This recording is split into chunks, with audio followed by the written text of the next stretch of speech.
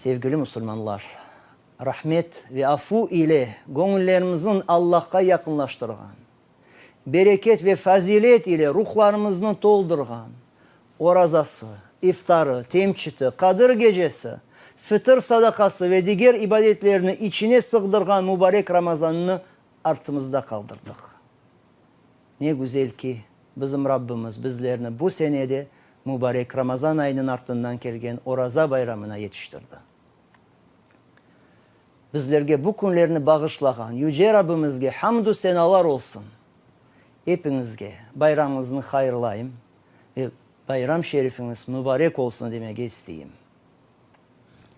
Allah tutkan orazalarınızını, kılgan namazlarınızını, yapkan dualarınızını, bergen sadakalarınızını kabul makbul etsin. Allah hepimizge dünyada ve ahirette yaxşılık versin. Bütün yamanlıklardan kurçalasın. İslam'a ve Müslümanlara yardım etsin. Hak yolunda cümlemizni birleştirsin. Allah'ım bizlerini, ana babalarımızını ve bütün müminlerini sen bağışla. Bizlerge Kur'an ve sünnetke uygun yaşamağa, hayırlı işler yolundan gitmeye nasip et.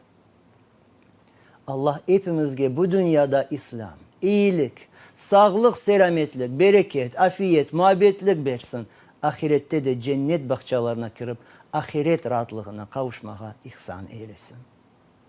Hastalarımıza Rabbim şifa versin. Muhtaçlarga rızık, ölgenlerge rahmet ve mağfiret bağışlasın.